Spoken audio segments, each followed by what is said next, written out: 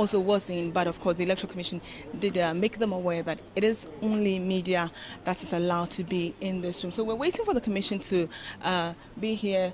Mr. Jakpasu is there, but we suspect that the Director of Elections might be the one addressing the media. In the meantime, though, the media is very much ready, waiting for the Commission to brief us on what would happen next. We still have Mr. Peter McMahon in the room. I'll try and grab him, but he's already out of the room. But my camera would capture him because this is strictly a media briefing, and the Commission has made that very, very clear. Some other polling stations we've picked are going to be using solar lamps, which is expected to last about, I think, between 8 and 10 hours. Some solar lamps, we're told, can actually last that longer. The Commission would tell us which constituencies are currently facing, such problems or have had to delay polls. Say, if you started at 9, it must be open for 10 hours. If you start at 12, it must be open for 10 hours. So as to the exact number, we cannot say. We're all waiting for the Electoral Commission to give us facts and figures concerning those polling stations. So pretty much that's what's happening here at the Electoral Commission headquarters. And remember, after 7 p.m., we will be moving from this room to the Collation Center. And that's where all the results, when they're coming, they'll be projected on the screen for everybody to see. And so the media, and we also have a media center set up as well, so the media would be there.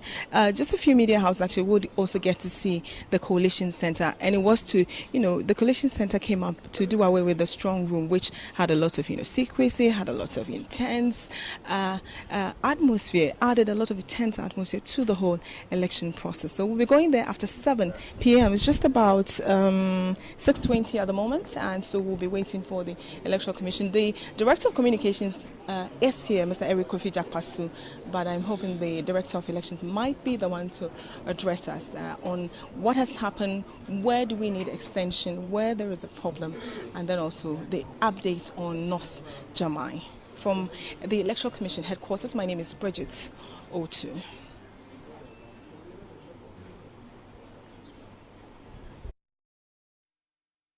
Bridget is there, and as soon as the press briefing starts, we will be there to bring you what the Commission will say.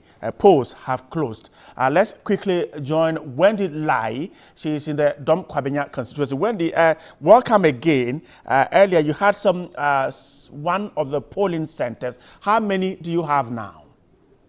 I do have 2 now, apart from the one I gave earlier on. That's making 2 now, and this is from the Oko Presby Church 14B polling station, and these are provisional presidential results.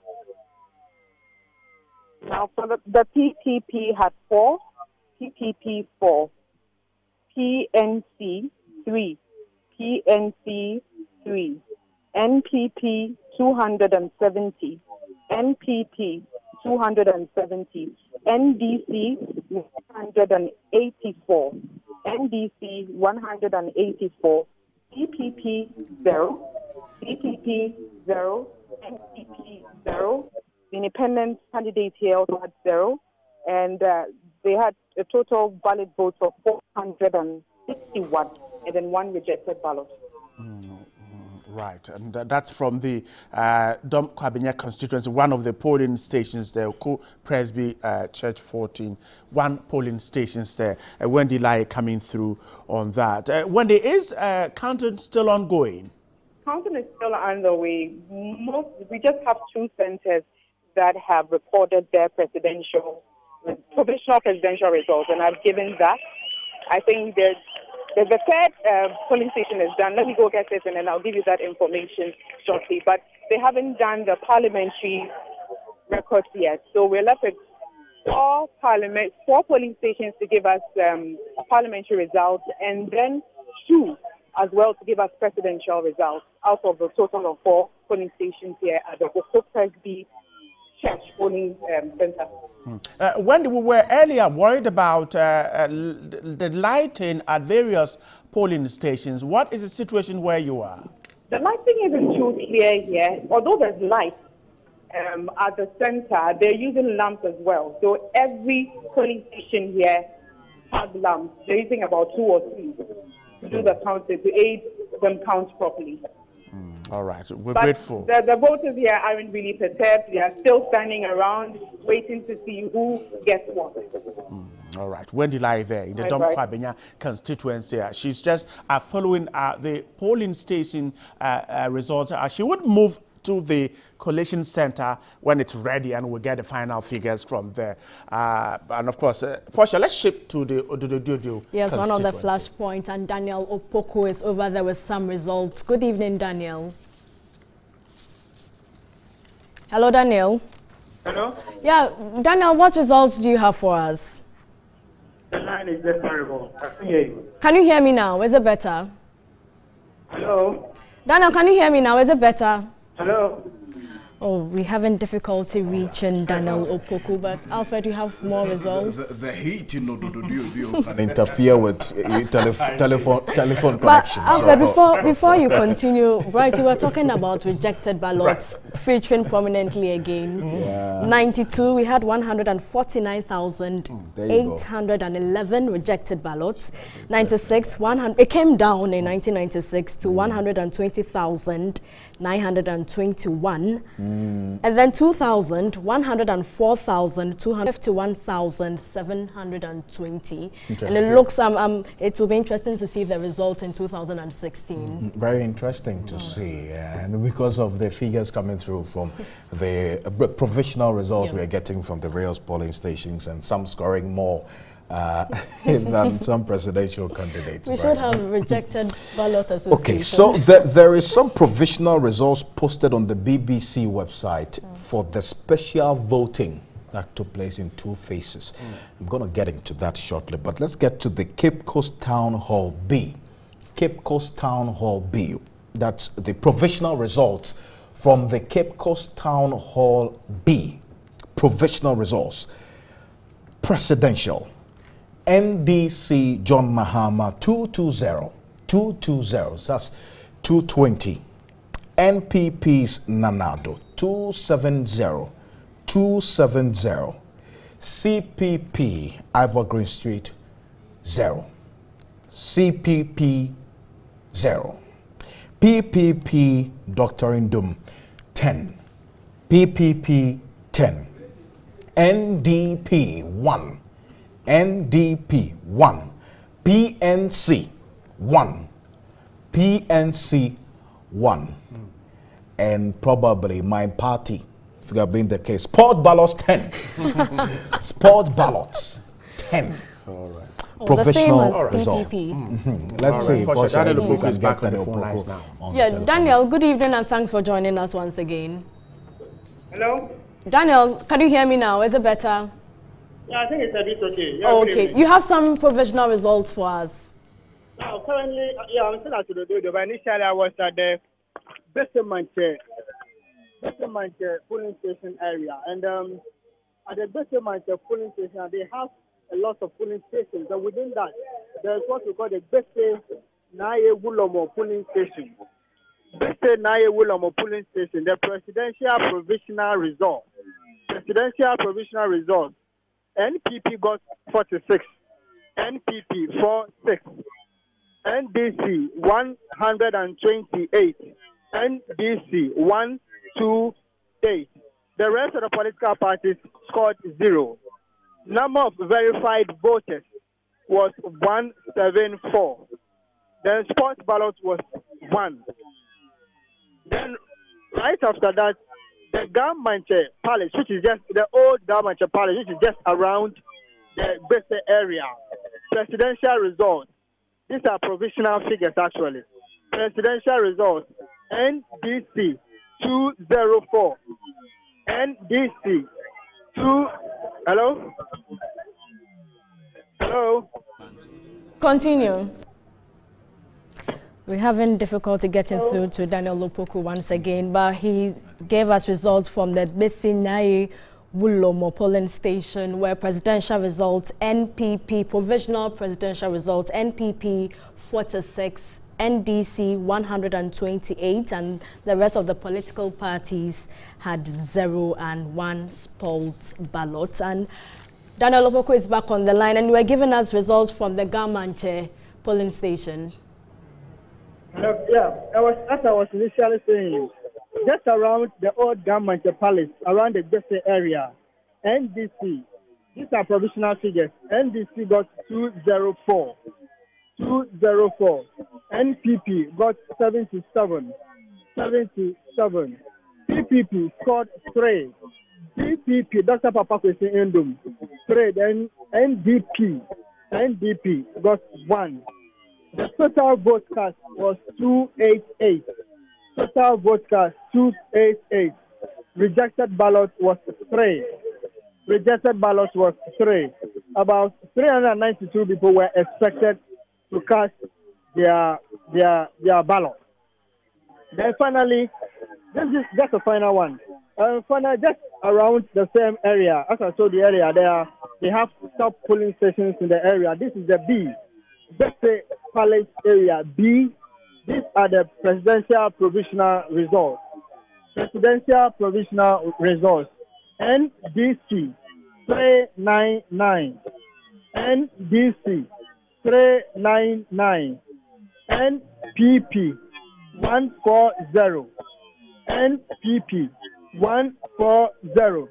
The rest of the political parties, the PPP, the NDP, CPP, PNC, and the independent candidates all scored 0. Now, the total vote cast is 539. 539. That's the total vote cast. Those who were expected to vote was 711. 711. The rejected ballot was just 5. And then this is the B, this area, the B area. Now, the polling station for A, the same the polling station A, NDC, provisional figures, NDC 429, NDC 429, NPP 171, NPP 171, PPP 4, PPP 4, CPP, that is Ivor Green Street, CPP scored 1, NDP 0, PNC 0, independent candidate 0, rejected ballot is 5. Thank you very much, Daniel Opoku, for those updates over there.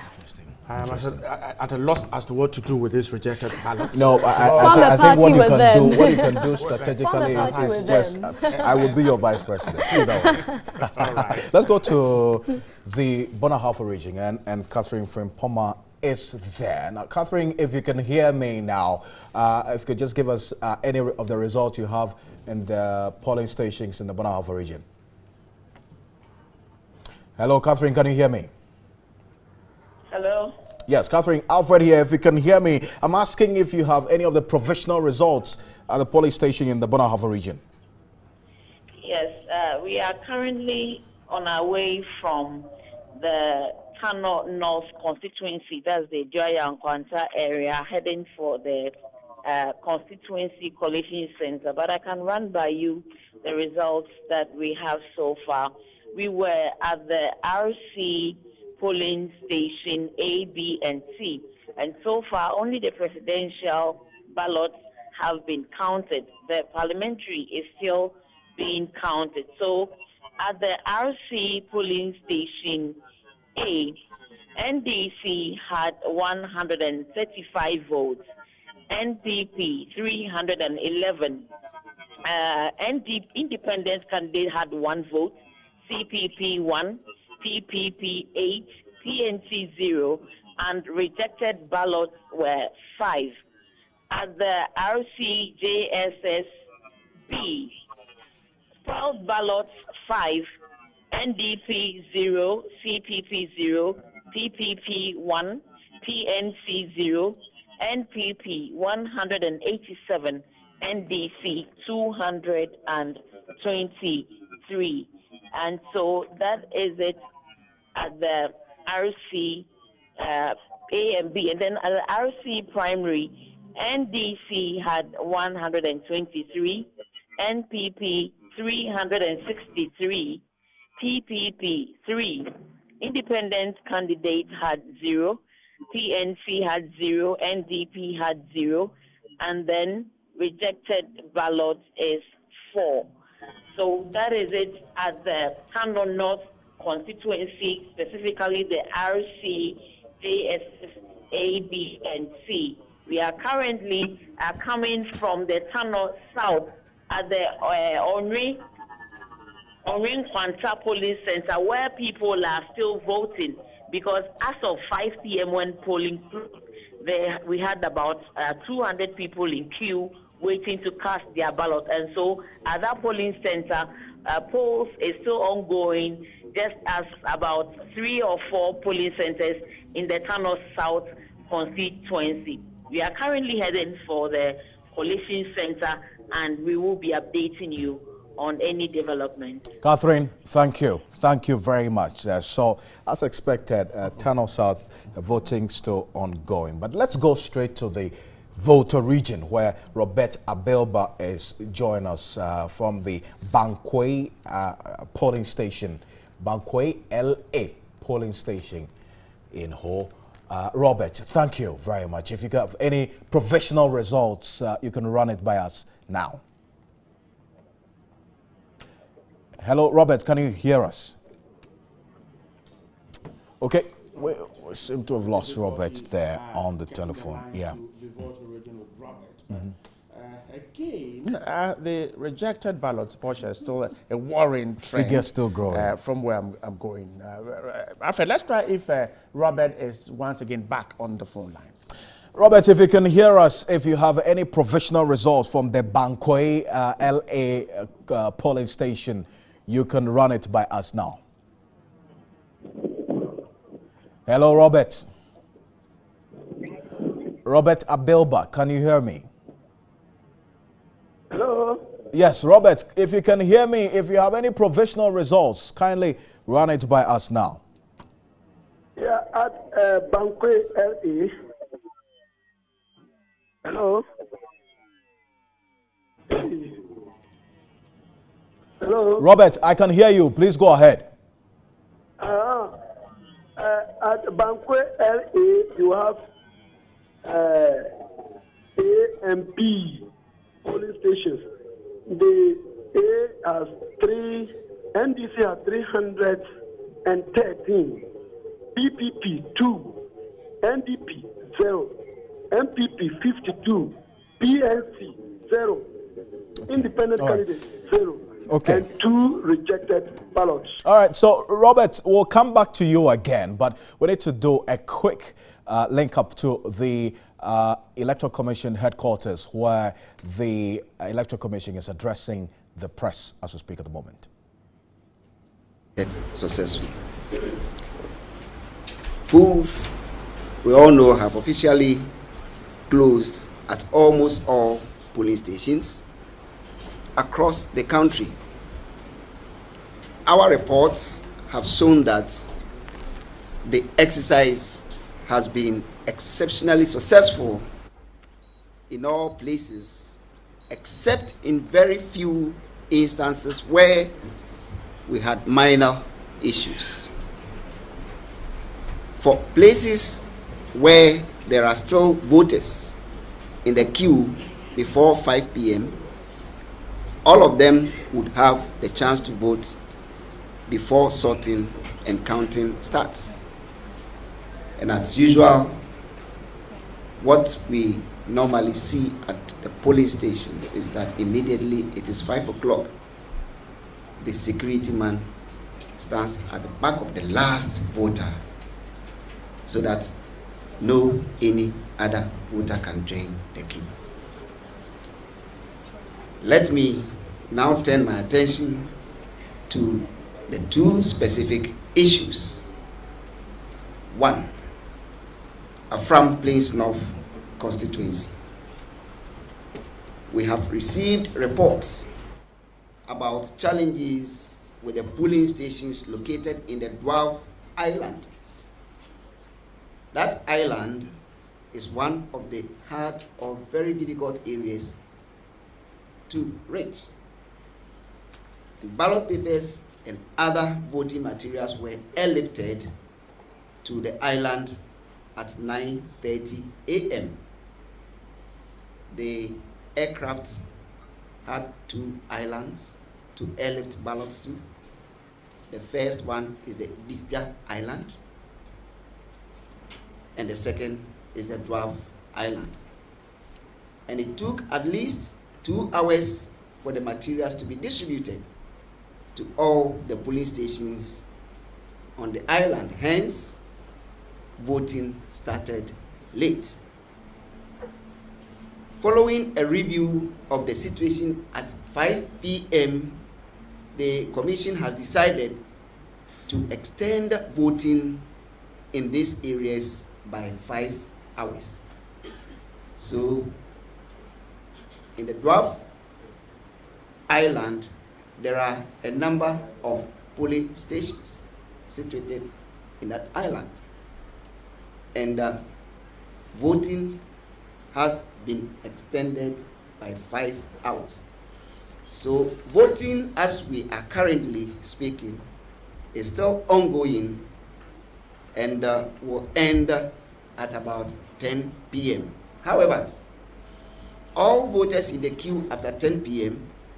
will still get the chance or the opportunity to vote. The Commission has also made adequate provision for light. We have provided solar lamps in areas where electricity is a challenge. And these solar lamps have 8 to 12 hours of light provision. If you look at this arrangement, the Commission on its own purchased rechargeable lamps, which have been distributed to all polling stations. In addition, the Electricity Company of Ghana also gave or donated some solar lamps to the Commission. So you can actually note that for a particular polling station, we can have as many as 2 rechargeable lamps. So in case even one becomes 40, we can fall on the other. And that is exactly the provision that we have actually made. 2, German North. The German North constituency has been the only case where we have had a significant challenge. As a result of disagreements between the political parties on the voters' register, voting did not start at 7 as planned. After much discussion among the EC and parties, the issue of the register was resolved at around 12 o'clock.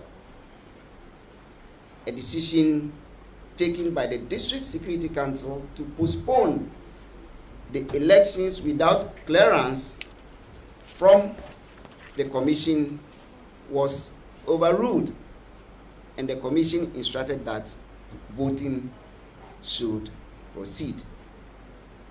This means that there was an earlier decision by the DISEC, and they did not actually consult the Commission. So the decision taken by DISEC was overruled.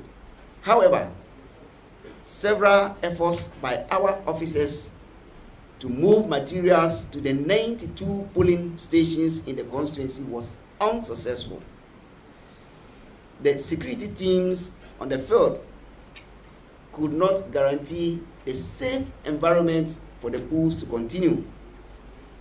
Therefore, as a result of the security challenge, the Commission has decided to reschedule the elections in the German North constituency to tomorrow, Thursday, December 8, 2016. And as usual, voting will start from 7 a.m. to 5 p.m. at all polling stations in the German North constituency. We sincerely empathize with the anxiety and confusion suffered by voters in this constituency, and we would like to assure them that adequate arrangements will be put in place to ensure everyone on the register in the German North constituency who turns up can vote. Ladies and gentlemen, we are extremely excited that our plans and preparations have yielded good results. We have received commendations from all over the country about how successful voting has gone. We have now entered the next phase of the exercise, which is the sorting and counting of the ballots from all the polling stations. We will continue to give you regular updates until the final results are declared by the returning officer. You can also attest to the fact that we actually did not encounter breakdown of BVDs. We have what we call the EC Operations SMS text, which kept on reminding presiding officers they need to change batteries every 4 hours. And this has actually worked to perfection if you compare to 2012, where the elections was carried over in some constituencies, in some regions, to the next day. We thank you very much, and we hope that the sorting and counting of ballots will be as peaceful as the voting exercise today. Thank you. Thank you very much, Director, Electoral Services, Mr. Asawase. I would want to find out whether you have questions for him.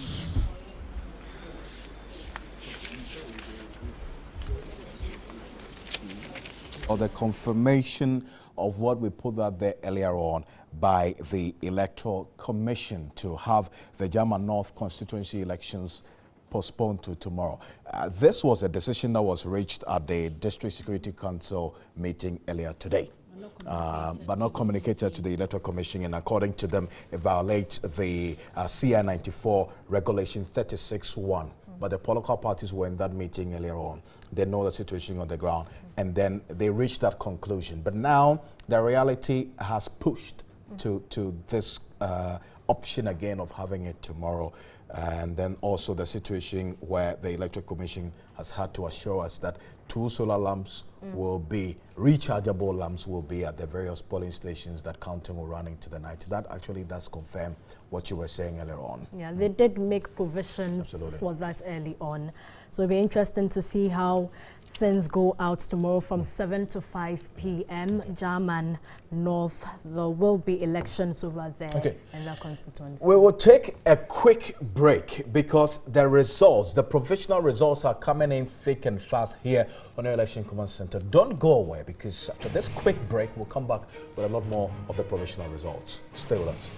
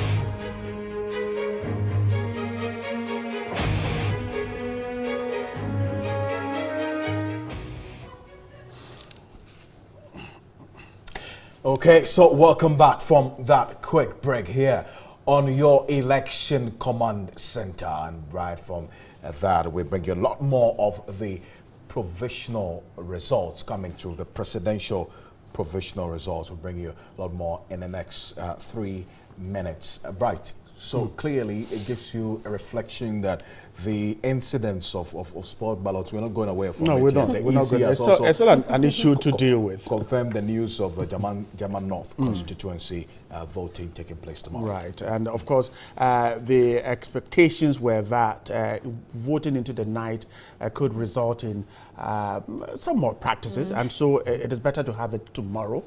But for the Afram Plains, we're told that voting has been extended for 5 more hours. So as deep into the night, 10 p.m., voting is going to continue within areas around the Afram Plains there. And EC says as long as you're in the queue after 10 p.m., you get the chance to vote. That's the news from the Electoral Commission. The only thing is that polling has been postponed in the German North constituency of the Bonaha region to tomorrow, starting 7 a.m. to 5 p.m. as usual. Great. So I just like to remind our viewers that you look at the bottom of your screens. Some of the provisional results are scrolling there, so you don't miss out on it, because we're getting a lot of them coming through thick and fast. So we're going to keep you updated and follow us closely. And just keep your eyes fixed on the bottom of the screens, because the provisional results, a lot of them scrolling down. The Portia has a few of them as well before we go to Natalie. Yes, and Zimmerman Presby Polling Center B, presidential results, that's provisional. The NDC 222, NDC 222, NPP 211, NPP 211, NDP 1, NDP 1, PPP 1, PPP 1, PNC 0, independent candidates 0, and rejected ballots 6. Oh boy. Rejected ballots 6. And then let's go now to the Ashaman Government Cluster of Schools. Presidential results: CPP 0, CPP 0, NDP 0, NDC 163, NDC 163, PPP 0, PPP 0, NPP 164, NPP 164, PNC 0, independent candidate 0. Great, great, great. And we have some Emmanuel Gospel Ministry as well somewhere. Yes, and we have... Right. Right. Interesting there. All right, just the top of the hour, and we have news now. Good evening. Welcome to your Election Command Center. Let's take a look at our top stories this hour. Voting has ended across the country with counting underway. Coming up this hour, elections monitoring team led by the National Peace Council grade Electoral Commission B+ for this year's elections. Also, residents of Kani in the Lambuzie constituency of the Upper West region boycott the elections. Meanwhile, social media is buzzing. We'll tell you why. The details shortly. The elections are being keenly monitored on social media by key election stakeholders. Our reporter Kojovi Edem Abba was at Pen Plus Bites at Osu, where the U.S. Secretary of State for African Affairs visited. For the 2016 election at Pen Plus Bites in Osu, where these guys here are tracking what is happening on social media with respect to today's votings. They are sifting through information, several things that people are posting on Facebook and on Twitter, and then they are verifying the information as to what is true or what is false. Then they forward this information to the police and the Electoral Commission and Kodeo, who are the appropriate bodies to handle these matters. We've currently been visited by Linda Thomas Greenfield, who is Assistant Secretary of State for African Affairs at the U.S. Embassy. She's also an election observer, and she's been around a few polling stations, and she shared her views with us. Now, we have people from different countries here. We have students from South Africa, Nigeria, Kenya, and of course students from the University of Ghana, Legon. So what is happening here is very crucial. The observations that these guys have made, the trackings that they've made, they've sifted through almost more than 100,000 different posts on Facebook today, and have verified quite a number of these stories, and have forwarded it to the appropriate bodies that will deal with these matters. The Peace Council has graded the Electoral Commission a B+ for the polls on December 7. Chairman of the Peace Council, Reverend Professor Emmanuel Asante, says despite few hitches, the polls have shown a deepened democracy of Ghana. This press statement is a follow-up to our first press statement yesterday, 6 December 2016, which outlined the processes establishing the Election Situation Room and its support to ensuring free, fair, transparent, and peaceful elections. On election day, today, 7 December 2016, the National Peace Council and its partners, WANEP, SHRAJ, LESIAD, KAIPTC, Blogging Ghana, Transform Ghana, Transform Network Ghana, with the kind support of the USAID, Australian Development Agency, Sweden, and the NIDA, have been looking at specific incidents arising from various polling stations, and the following are our observations so far. 1. After a slow start of the voting process due to voting materials getting to polling stations late in certain areas, voting has been generally peaceful. 2. The absence of security personnel in some of the polling stations from the very onset when the voting started. Example, Kumbosto, Boga, and some other places. 3. A number of incidences bordering on voting procedures has not been adhered to, such as the absence of the manual verification mechanism, the using of party agents as polling officials, wearing of party paraphernalia, and many other things. Example, Suhum Post Office A, Domiko Abenya, Taifa, Community Center A, and LA Primary Karaga. 4. Some party officials are offering EC officials with food, water, etc. And examples are LA Primary Isam Mensa Sabah Hall here at Legon. The suspension and desuspension of voting process, German North Constituency in the Bonaha region. The printing of fake accreditation cards by officials in the Ashanti and Greater Accra region, and there are other reported incidents which are under investigation. We would like to seize this opportunity to caution against violence during and after the elections in the country. I'll give them a B+, and that will be second class upper. I'm grading them a B+ because so far so good. In spite of the fact that we have had, these things that we have pointed out, in general, they have done very well. That's all we have for you for the top stories this hour. I'm Natalie Fort. Alfred Okansi and the team continue to bring you more on Election 2016. Thank you, Natalie Fort. Great one. So that's the news on the hour. So stay with us on the hour news. We'll get a lot more. So let's go straight to some more provisional presidential results coming through here on your election command center. Let me just reiterate for the sake of emphasis for those of you who just joined us there. Some of the results scrolling at the bottom of the screens right now, so you can follow us, stay with us, don't lose any of the provisional polling results coming through. But this from the Fantiakwa North constituency. Fantiakwa North constituency. Provisional results for presidential. Asawase B polling station have PPP 5. NDC John Mahama 36. NDC 36. NPP Nanado 170. 170. CPP 3. CPP 3. CPP 3. That's what we have there in the Asawase B polling station in the Fantiakwa North constituency. Let's go for the fire service polling station at Assin Central Parliamentary, CPP 5. CPP 5. NPP 347. NPP 347. This is Assin Central. And NDC 202. And the candidate there is Kennedy Ejapon. There. So that's Assin Central constituency. Interesting constituency to watch. So the man who's going to be doing the analysis, the superior historic analysis, with the results coming through, Martin Esiodu, that is showing us here.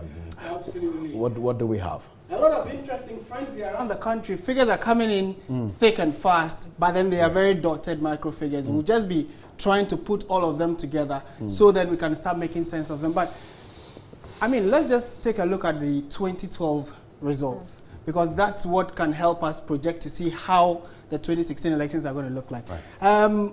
The key constituency that has come up for discussion is the German North constituency, which is in the Bonaha region. So we want to look at it, how it's going to look like for 2016.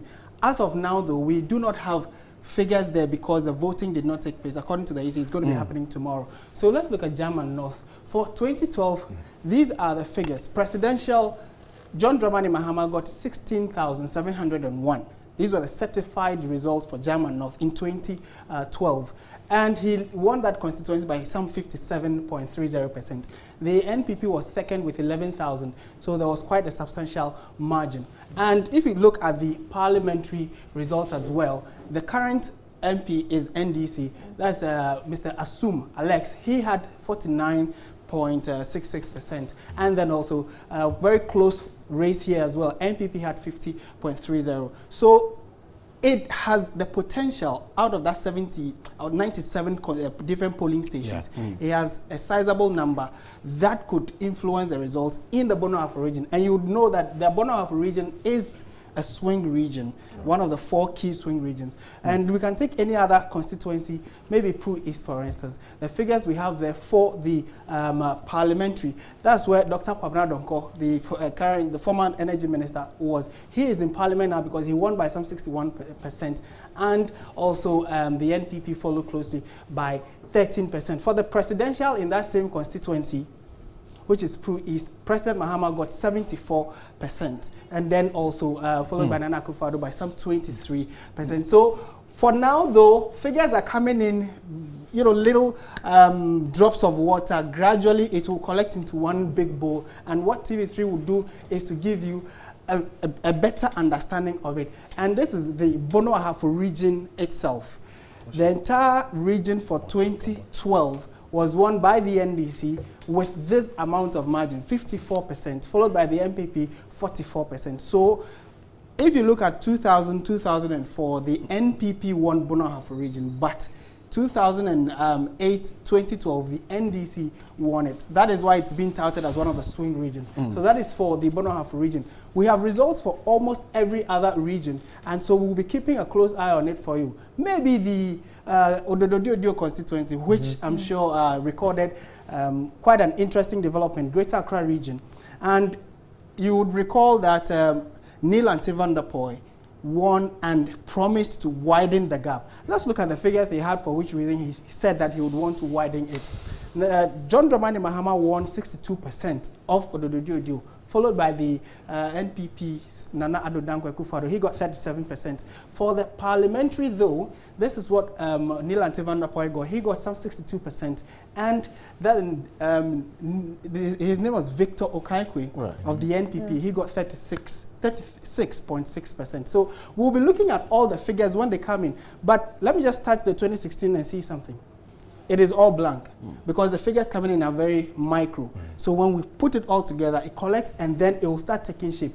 Based on the software TV3 has, we will be able to project and know who the president of the Republic will be. But then the certified results will be announced by the Electoral Commission. So this is just a teaser of what is to come in the next few minutes. We can also do a trend analysis. For instance, if you take any of the constituencies that have come, we have had results from maybe the Bantama constituency.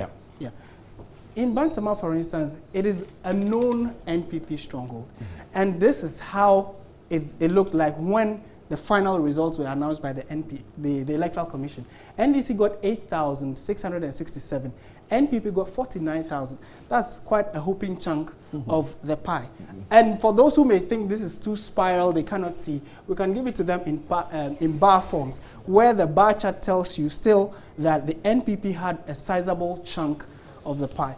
Now, if we go back, we can take the Volta region, which is also the stronghold of the NDC. If you go to the Volta region, for instance, the figures that you would get may be, you know, quite different in terms of the party that has been known as a dominant force with regard to the particular region you're talking about. That's the Volta region. We can take probably Karachi East or Keta, for instance. For the Keta constituency, the NDC there, the entire green part of this pie is for the NDC. That is in 2012, please. Just keep that at the back of your mind. These are not 2016 figures. These are figures from 2012. We just want to tell you that all the figures you're hearing, don't get too excited. Wait for it to be put together before you can start jubilating or start thinking of, you know, getting too excited. But the NPP's margin in Keta, for instance, was very little. Are they going to stretch this, or are they going to even lose more? Those information will be made available in the next few minutes. Stay with TV3, your election command center, because all the figures coming in, we have our eyes and ears on it for you. We will make sense of it for you, because we are the specialists at your election command center. We're swinging straight to Winston Amwa, who has a number of guests who could also let us know what is happening. Well, but before that, though, Alfred, a lot of excitement in the technology, air. And I'm loving this. The way you're flexing us through the whole process is going to be lovely. Thank you, Martin. Let's hear that there with the state-of-the-art technology. We're going to cross over to the command center, where Winston Amwa is standing by with a set to continue the coverage here on your election command center. Winston, if you can hear me, take it over from the command center. All right, so thank you very much, Alfred Okanse, and the rest of the team, as well as Martin. Now, those were interesting figures coming from particularly Ododo constituency and Keta constituency and the Volta region. So this is your election command center. The results are coming in. Of course, these are provisional results. We're still waiting on the Electoral Commission to give us the certified results, and these are polling station results, so we haven't gotten to the constituency results yet. And for many people, they say it's early days yet, don't be so excited about the results you have. But I've been joined by four noblemen. Yes, they know a lot of things about elections, and we'll be discussing issues of the results as well as matters arising of this year's election. I've been joined by Dr. S.B. Ofemensa, who is the director of the Drolo Center for Strategic Leadership at the University of Professional Studies here in Accra. That's just at my immediate right. And then Professor N.N. Notch is a statistician at the University of Ghana, his next. And Professor Ransford Jumper is a political scientist also at the University of Ghana.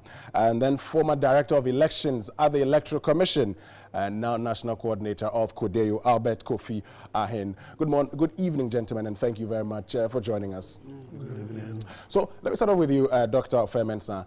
Briefly tell us your assessment of the whole polls. Yeah. Thank you, Winston. Before I start, I must say that my name is Dr. S.B. Ofe. Okay. Not Mensa. All right. Thanks for the correction. So, but I think that to start with the whole topic, let me say that with the provisional results that are coming in, I think Ghanaians are in for... Oh, I wanted your assessment of the poll before we get into the provisional results. Oh, okay. We'll get into the provisional results. I know we all want to talk about the provisional results. But let me take off with that. So, all right, you go ahead and take off. Ghanaians are going to... Oh, it's going to be interesting. It's becoming more and more interesting. But I think that so far, for me, I voted in the hinterland before coming here, and along the road, I will stop at various places just to have a feel of what is happening. And I think that rather than having some being skeptical about whether or not the whole thing is going to be peaceful, I think that with what I have observed, it's gone on well for now. I won't conclude that it's going to be 100% okay, but for me, for what I have observed, is a peaceful election. All right, thank you very much. Professor Norte, the Peace Council has given them a B+ for their performance. Something you agree or you want to top up? I think it hadn't been bad. My fair assessment is that I rather thought because the stakes are high, people would, a lot of skirmishes here and there, but it's been very marginal to me, so it's gone on well. Yeah. Professor Jampo, how did it go for you? Well, it's been, I agree with my colleagues here, it's been very peaceful election, contrary to perceived threats and paranoia on the part of some Ghanaians, on the part of religious people who trudged to prayer centers, and some were hoarding basic foodstuffs and all that. I think generally we have demonstrated to the world that we are prepared to climb higher the ladder of democratic progression. And so it's been very peaceful. And let me tell you, it's been as a result of the fact that, first of all, Ghanaians generally are peace-loving. They have the calm and peaceful countenance. Again, it's been as a result of that, the fact that the election management body itself has not given indication on the part, on its part, or hasn't given any indication that it is doing anything untowards, to favor one party or the other. And then the other thing I observe, which I'm very happy about, is that some flashpoints have refused to leave according to the derogatory perception that have been, the derogatory names that have been given them. We were expecting certain areas tagged as flashpoints to maybe threaten to implode and all that, but I think generally they've all lived up to expectation and all that. And so we need to pat ourselves on the shoulder. If Peace Council is giving the election management body a B+, well, B+, I don't know the range. As a teacher, B+ is from 75 to 79. I don't know whether they gave them 75. They gave them 75. Maybe I'll give them 78. I think they've done well. Okay. But we will have to wait till after the declaration of results to see how things, pans out. While we wait for the declaration of results, let's get to Albert Kofi Ayin, who knows elections, former director of elections of the Electoral Commission. What's your own assessment of the polls? My assessment is that we give a plus, maybe a B++ to the Electoral Commission. Why don't you make it an A or A? Yeah, B++ to the Electoral Commission. I'm speaking, so I'm saying that. So why don't you make it an A? A for them. No, it can't be A. Yeah, because there are certain things. Why I'm saying this is that Albert Ayin, you say B++. I'll give them B++. Yeah. So what would you give them now? I'll give them an A. I'll give them an A. You give them an A? Yeah. Okay. I will change it and give them an A. Do you know why I'm saying this? Tell me why you're saying that. There are a lot of statistics that Kodeo has come out with. For example, Accra of all places, for the first time, we realized that by 7:15, a lot of the stations had opened. I have worked with the commission before, and I know that sometimes in Accra, you get polling stations opening by 9, 9:30, 10. In the whole of the country, about 60% of the polling stations were opened by 7 o'clock. Right. And then 7:15, 7:30, about 33%. All the materials were there and they were working, especially the BVDs were working. You could see the policemen, about 81% of them scattered all over the country at all polling stations. You see, so looking at all this, the setup and the way the officers went about their duties, interpreting the laws of the game at the police centers, you could see that the commission was really up to the task. And that is why maybe we had a very calm, cool election without, of course, there were a few hitches here and there.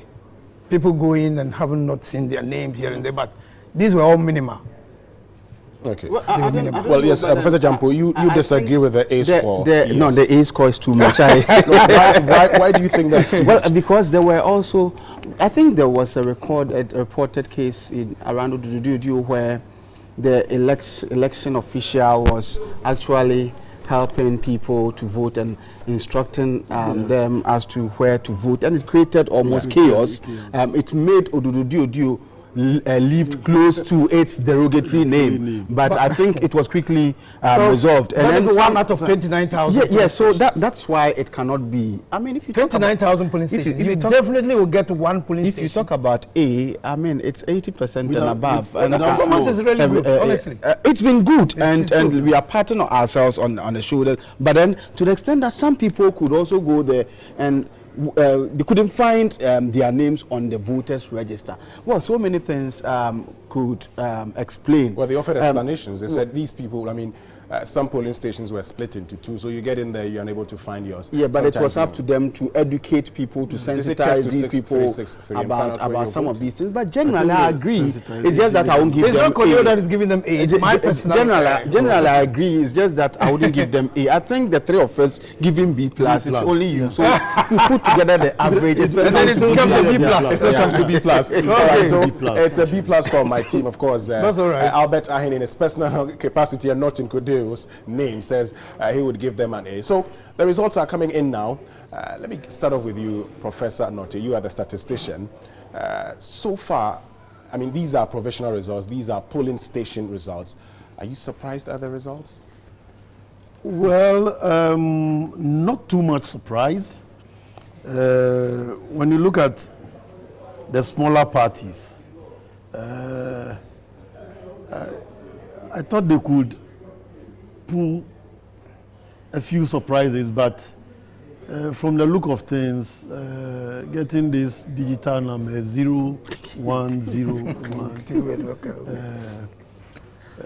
really points to a fact that they wouldn't actually make any case as we move into collating the results. But why did you think they could spring any surprise? Well, I thought for one or two of them, we've seen what they've done. At least I've gone around the country. I see PPP all over the place, and I thought they could at least marginally move up, but it looks like the values are not coming. Still zeros and. Well, it's still early days yet. Maybe as we move on, the values would come. But Professor Jampo, were you also expecting the PPP particularly to spring a surprise? No, I wasn't expecting PPP to spring a surprise. And of course, I know some of them, some of the party supporters, they are my friends. I share some of these things with them. It's just that they tell me that not to go public too much, saying those things. But you are going public now the die is cast. So, you know, in our part, in fledgling democracies, what we call partisan de-alignment is oftentimes difficult, i.e., it is difficult for people who are entrenched supporters of certain party and political traditions to crisscross and to move from that party to the other party. So if he's an active supporter of the NPP tradition, he remains there. If he belongs to NDC, he remains there. And that is what happens in fledgling democracies that also refer to themselves as multi-party democracies. Okay, so it becomes difficult for that kind of duopolistic tendency to be changed. It will take a long time. So we know that people were expecting Kwesindum to cause a lot of incursion in the election. We'll definitely come back to that particular issue because we need to cross over to the Asawase constituency now where Nur Amin is standing by other Islamic JHs. Now, Nur, if you can hear me, good evening and thank you very much for joining us. Okay, so Evans Inkum, good evening and thank you very much for joining us. All right, so the situation is tense here at the Nuru Amin Coalition Center. 163 polling stations results are expected to be collated here, and the final result will be declared. And who will become the eventual winner for the Asawase constituency? Already we have some results from the polling, from some polling station, Mosa-based polling station, and that is how the presidential results went. NDC had 158, MPP had 50 votes. These are provisional results. NDP, that's the National Democratic Party, had no vote. PNC, the People's National Convention, recorded 0, and then PPP recorded 0.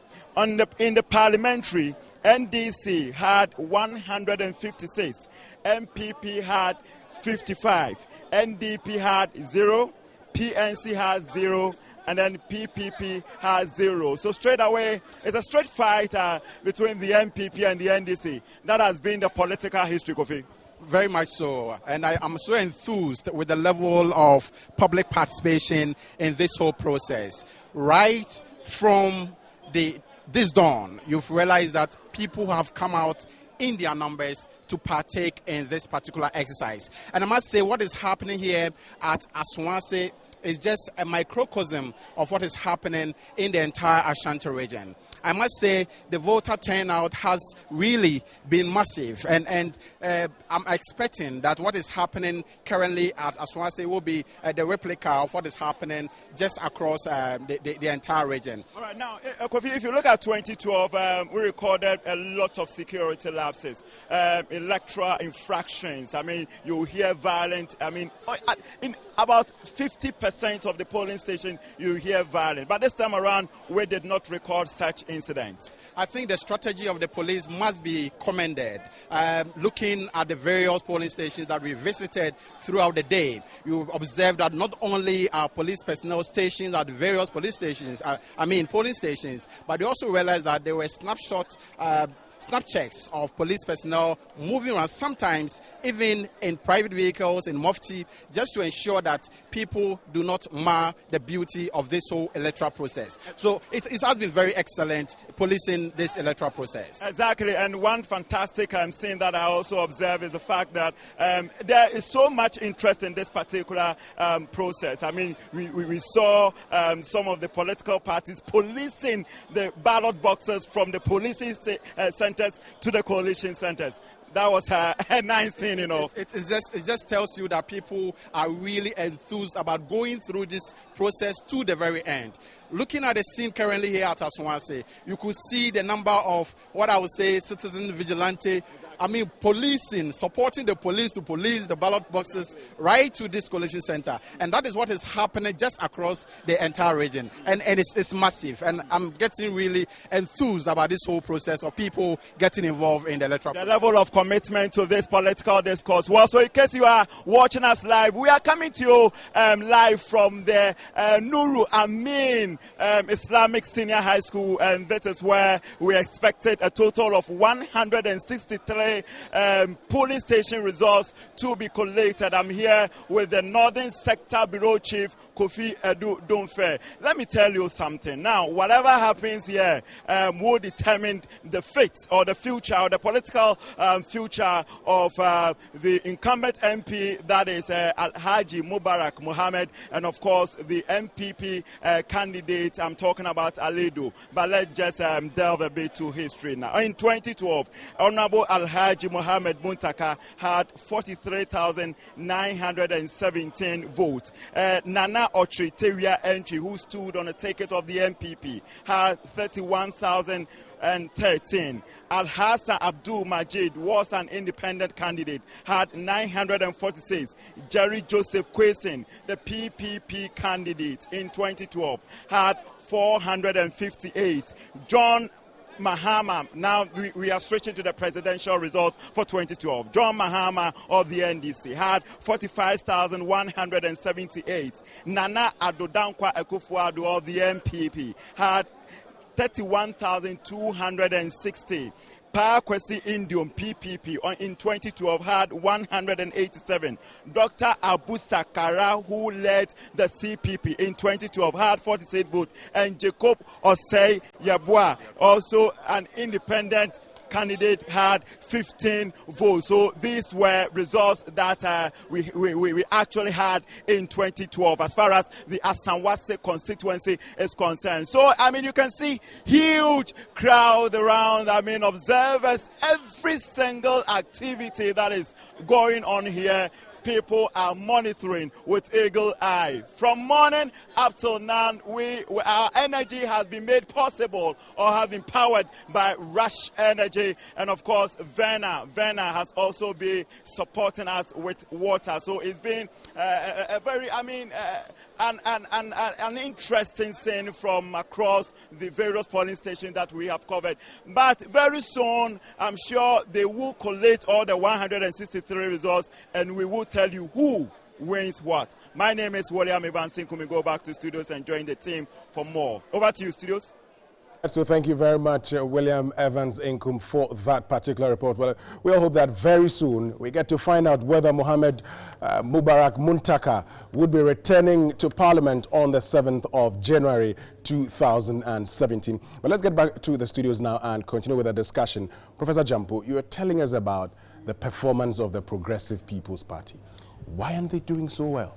Well, I don't know, but if I want to continue from what I started earlier, it is difficult for people to switch camp. Partisan de-alignment is not usually common, or it takes a long time within transitional democracies to occur. And so I knew from the onset, Kwesi Ndum has been around from 2008. He didn't perform. In 2012, people were looking up to him as a third force, and it was a fiasco. And his party says they were the third force. They placed third. Well, I mean, did you look at the votes garnered by rejected ballot People's Party? Did you look at the votes? I'm not sure you've done that analysis, but the point is that was over 200,000, more than what he got. Yeah, but the point is that we're not looking. We're looking forward to he making serious incursion into the elections of 2012. That didn't happen, and I didn't have any cause to believe that he could do anything significant in this year's election. Even though, if I look in terms of his command and grasp over the critical issues of national importance confronting Ghanaians, I mean, none of the candidates could match him. I knew that it was still going to be difficult for him to garner support from people from the two main parties. And so it is a multi-party democracy, but it will take a long time for us to realize this. And so political parties that do not belong, or political parties other than the two main parties, may have to rethink the need for them to come together, staying on their own, and with some even serving as independent candidates. It's not good for them. They are not helping Ghanaians to achieve the ideal of a multi-party democracy. And so I think this should be a wake-up call for them. People have argued that maybe after this, some of these other parties may not be able to survive it to exist again. It is important that they meet and to think about how they can put their acts together to constitute a formidable third force within the body politic. Otherwise, it would go like this. It would take a long time. And I'm very sorry for Papa Kwesi Ndum, because in terms of age is also not on his side. So I'm wondering whether he want to be around in 2020 again to come out again. If he were younger, I would have said that, well, if we give him the chance, he could contest up to about 10 different elections before people may think about. But we need 10 different elections. I mean, it is very, in fledgling democracies, people do not switch camp that easily. It's about 30 years. And so if I look at his age, I pity what has gone on. The rest of the parties, I know that they themselves knew they were not going to... we'll get to the rest of the parties. But Dr. Ofe, I mean, speaking to most experts on 3FM 92.7, where I host the morning show, they said this year's election was going to be decided by who could provide jobs for the unemployed youth. Of all the people contesting, Dr. Indum had said, when it comes to jobs, I am your surest bet. So if he is the surest bet, he's told us what he has done in his private capacity. Why aren't Ghanaians voting for him when this election is to be decided by those, I mean, who can provide jobs? Yeah. Jobs. I think I listened to all the candidates and all promised to give jobs. Papa Kwesindum, in his private capacity, has provided some jobs. Is there. But is that what is going to make him win the election? I think I side with Prof. Jampo. Yeah. I side with him. The dynamics are not as simple as we think. People can come to debates and can talk. But that's not what I believe Ghanaians are looking for. What is the difficulty about the dynamics? The difficulty here is that Ghanaians believe, I mean, before we came here, I think I was telling them that with Ghana is just like Has and Kotoko. It's a duopoly. You know, just like Has and Kotoko. And so you see all others trying to be in sync with either Kotoko or, I say Kotoko, MPP or NDC. And with what we are seeing, because judging from the results, I wasn't that surprised. Because I knew that, because the last 2012, Papa Kwesindum was touted as somebody who will be able to get, break, get into the votes of, say, MPP and DC. So when Madam Charlotte Osei decided to disqualify him, I said, oh, Ghana. The Electoral Commission, we are told. Okay, sorry. I'm very, very sorry. Go ahead. The Electoral Commission. I said, why would they do this to Ghanaians? Let all of them go and play the game. And we shall all see those that are boys and are boys and men. And it is playing up here. It's early days though, but I believe strongly that they have to come together. We saw the case of Yaya Jammeh. It's when all came together that they were able to beat, Yaya Jammeh. We saw the case of Mohamed Buhari in Nigeria. Yeah. Many of the smaller parties came together. So if we still think that we will have all these pockets of, hegemonies, and they think they can win elections, I'm afraid it's not. So it's a big lesson as we go along. It's a big lesson for us. Well, it's a big lesson. Albert Kofi Ahin, were you also surprised? I was surprised, but I was thinking that this time around, he had galvanized himself. He had, started, especially in the northern part of this country. You saw the following whenever he went to certain places: Tolong, Tamale. But let us also not forget the fact that Indom started his campaign quite late because of the disqualification. He was campaigning even though he had been... Yeah, the parliamentary guys were there. To say he was still campaigning. Yeah, but the vim wasn't there. He wasn't so confident, when this thing came in. He had media attention. That in itself is a lot of vim. Yeah, but I agree with them, honestly. Indom maybe has to think again by coming together with the other smaller parties like they are all suggesting.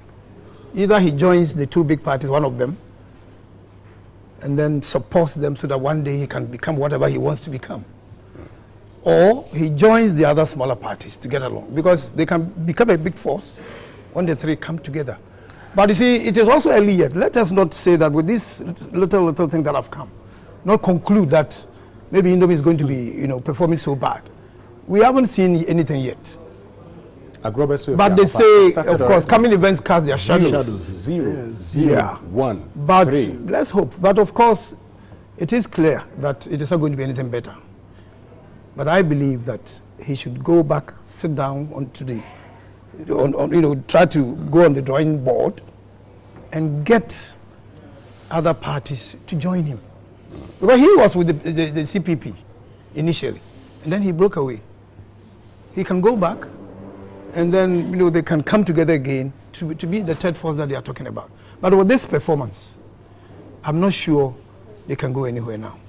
All of them put together. If this is what they're going to get by getting the zeros and the ones, then it's going to be dangerous. But I still say that let us not judge them by what they feel. Are you already insinuating that the elections would be one touch for whoever wins, based on what you're saying? No, that's not what I'm saying. For the two big parties. Yes, it could be just one touch for the two big parties based on what you're saying. I cannot stand on anything to say it right away that it's going to be a one touch. You predict a second round? Possibly. It's possible. It's possible? Yeah. I wouldn't be surprised if you haven't said anything. You predict a second round? No, I'm saying that I cannot stand on the few results that have been released to say anything yet. Based on what you stood on in the past, do you say that we're going into a second round? It's possible we may go on to a second round. Well, I'm not definite. You're not definite? Yes, it's possible. That's still not the answer I wanted. I wanted you to be definite, with your response. Yes, Professor Notte, you wanted to say something. A second round would only be possible if the smaller parties, the proportion they galvanize is substantial, right? Substantial in the sense that if you put them together and they can even make a 5% or between 5 to 10%, then it would make it difficult for the two major parties to move to the 50. But from the look of things, if it goes on this way, I'm sorry, there might be a first round victory. You're saying might, not being so definite. Who wants to be definite? Professor Jampo, based on what you're seeing. No, but we don't have the full complement of, it's too early. Yeah. But I'm not foreseeing a second round. Good. I mean, the two main the other parties, I'm not sure they'll be able to get 3% of the total votes that are coming up. And so in that regard, I don't foresee a situation where we're going to go for a second round, unless, of course, a serious miracle happens. But given how they are faring now with the single numbers that they are getting, I think they should, it's not about being popular. It's about also serving Mother Ghana. And so I think they should check sometimes their selfish ambitions and think about coming together. We all cannot go around as presidential candidates. Let's give true meaning to the idea of multi-party democracy and stop parading ourselves as political party. Everybody gets up to form political party, and thanks to Charlotte Osei, we would have had more than thanks to the Electoral Commission. I want to understand the attitude of the Ghanaian, Professor Jampo. Now, this is a man.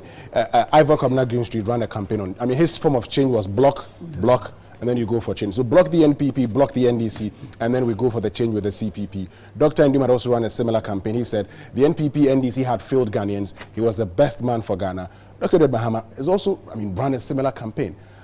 Why is the Ghanaian still bent on choosing these two when everybody, when the other five are all telling you these two have failed us. You see, choose one of us. They are not. In fledgling democracies, it's not about quality. It's not always about quality. It's about popularity. Elections in our part of the world thrives not about so much about quality and competence. It's about popularity, and popularity, anything makes anybody popular. And so, yes, I was there at the IE evening encounter, the platform given to Ivor Green Street.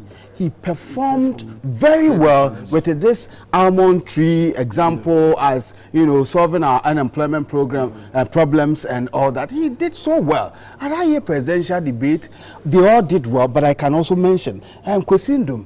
I mean, he was just a fun to watch and a fun to listen to. This is a man who has control and command over the critical issues confronting Ghanaians. But the challenge is that it is difficult for partisan de-alignment to occur within transitional democracies. It is yet to get ingrained in our psyche that we don't have to put our votes on autopilot. It takes a long time. Okay, so once I am an NDC supporter, once I am an MPP supporter, it becomes so difficult. And so, yes, it's not what you are saying. You are saying all the good things, but that's not what we are listening. People go out of their way to say, this man has spoken well. This man knows what he's up to.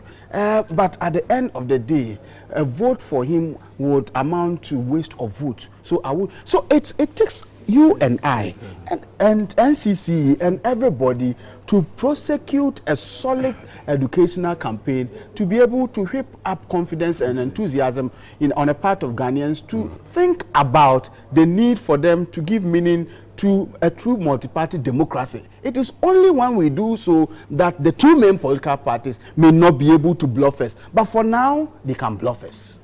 Professor Note, now let's get to Nana Kunudu Ajman. But before that, okay, you're going to say something. Yeah, yes. I wanted to add on to what Professor Jampo said, that people really do not want to associate themselves with a losing party. You know, so you look at previous elections. What has it been? What were the results? NDC did so well, MPP did so well. So I can align to any of the two. The others didn't do so well. So if you want to even align yourself with them, it becomes difficult. Look at the way they struggled to even get parliamentary candidates for some of the constituencies. You understand? So people really don't want to associate themselves with a losing party.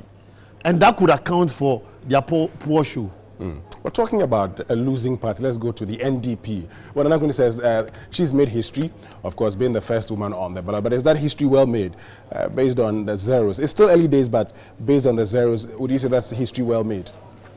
I don't think so. But it's quite early days yet, as you have said. However, looking at the way things are going, I don't think she can make serious incursions. Yes. Let me say that Nana Kunudu, I'm sure, is just testing the waters. At 68 years, she's just testing the waters. Well, but you can become a president when you are even 75 or 72. It doesn't matter. In a party like NDP? Yeah, well, it could be you're just that starting the election. If what Professor Jampo said is anything to go by, it would take you 6 up to 10 elections. Before you can... By then, where would she be? Before anybody could... You see, and sir, with all due respect, let's not fund gerontocracy. Okay, the system where we always want to encourage very old people to be at the helm of affairs. All over the world, countries that are very much developed, look at the caliber of people they parade as leaders. Okay, and so if your time is past, your time is past. If you are descending, descend slowly. It isn't now that you are going to... No. I think with all due respect to them, if they can't come together and look for a relatively younger person to lead them, and then they would continue to be humiliated like that. I don't know where some of them are, but if they are seeing the results that are coming, maybe, you see, there are so many reasons why people go into elections. Some just to ensure that their names are written in the annals of history in Ghana. So you cannot discuss 2016 election without mentioning certain names. Maybe that's what they are looking for. They may have achieved that. So for them, it's a plus. Okay. But for me, if you are talking about giving meaning to multi-partyism, you see, a multi-party democracy is an arrangement or a kind of political system that exists such that the political parties that operate are of more or less equal strength, such that it becomes difficult for only one political party to win a clear majority of any major national vote without the support of the others. But what is happening now, the two main political parties can call the bluff of the other parties and still win. It's not a multi-party democracy. Okay. Technically, it's a duopoly. Duopoly. Yeah. Yes, Mr. Ayn. Yes, it's just a fact. It's a duopoly. And it's just like we have in America, the Democrats and the Republicans. That's what Ghana is actually going in for. And again, let us also not forget about the fact that a lot of these smaller parties do not even have the wherewithal, even to campaign. They just register the party, and that's the end of it. Some of them waited till the last month of the election before they started their campaign. And their campaigns were only restricted to the regional capitals. If you want to win an election in this country, you need to go to the nook and cranny of this country, tour the length and breadth. You see, you cannot just form a party, sit at your regional headquarters or the national headquarters and say that you are forming a party. So it's about time they decide to come together to form a formidable group and then become the third force that we all want in this country. If we don't do that, the two parties will always be in the lead. Why don't you just make it two? Why don't you just allow the two parties to be the ones contesting? So it becomes two, and that's the end of it. Well, that's why I'm saying that if they don't want to come together, then they better join the two big parties. Because there are many of them who don't even meet some of the requirements, except that they are always, pushed through. I was quite disappointed that the Supreme Court or the court managed to intervene when the EC was trying to ensure that we cut down on the numbers and to ensure that the kinds of organizations that exist are not amorphous election machines, but really political parties. Okay, but of course, people took issues with the EC that if it really wanted to implement the rules, then it should not have, waited till the dying minutes, and it should have started by ensuring that the political parties have branches in 2/3 of all the districts and all that. I think going forward, the EC has clearly given indication that it is going to ensure that electoral rules are implemented. Let us have true political parties worth their salt, not the proliferation of amorphous election machines. All right, so we need to hand over to the News Hub where Alfred, Bright and Portia are currently. We're getting some more figures from the polling stations. And so, Alfred, Bright and Portia, if you can hear me, take over and tell us what those figures are. Right on. So, Winston Amar, thank you very much for the command center there, where the discussion is ongoing with a very notable guest there, distinguished for that matter, giving us an analysis of the issues as and when they're coming through here. And we also have some provisional results coming through. Portia, if you could just take the first set of yours, yes, and then I would come back.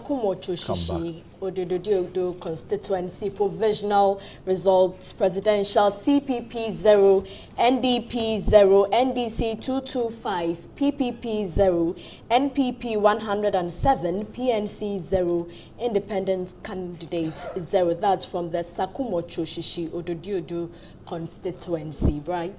That's where Daniel Opoku is. Ayawaso North has some results here, and this is from the Ghana Country Preparatory School polling station A, NDC 234, NPP 246, PPP 1, NDP 1, and 4 ballots were rejected. For polling station B, NDC 223, NPP 206, PPP 1, CPP 1, and 2 ballots were rejected. This is from the Ghana Country Preparatory School polling stations A and B in their Ewaso North constituency. Great on. So let's go to the Domkwabenya constituency now quickly. Wendy Laye is joining us on the telephone. Wendy, if you can hear us, what's the latest provisional result you have from the Domkwabenya constituency? Okay, Alfred, thank you very much. And I have some results, as provisional results from the Domkwabenya constituency, like you rightly mentioned. For the Paradise polling station A, the number of registered voters are 707. 496 total votes were cast and rejected 7. 707 registered voters, 496 total votes cast, and then rejected 7. And for the presidential provisional result, the NDC had 139, NDC 139, NPP 347, PPP 0, PPP 0, PNC 1, PNC 1, CPP 0, CPP 0, and independent candidate 0. Now for the Oko Presbyterian Church 15B polling station, the presidential results are as follows. Let me start first with the total votes cast, which is 506. Total votes cast 506, rejected 3, false ballots 1, PNC 2, PNC 2, and independent candidate 1, CPP 0, NDP 0, PPP 4, NPP 307. And then we move straight to the Presby 15A polling station. That's the parliamentary result. NDC 154, NDC 154, NPP 321, NPP 321, CPP 2, and PNC 3. And then for the Church of Pentecost, 3 polling stations, presidential results are as follows. NDC 203, PPP 3, NPP 336, NDP 0, independent candidate 0, CPP 0. And then for the Church of Pentecost Domi 2 B polling station, presidential results as follows. NPP 215, NPP 215, NDC 133, NDP 1, PPP 1, independent candidate 0, and all others 0. The total vote cast there was 355, rejected ballots 3.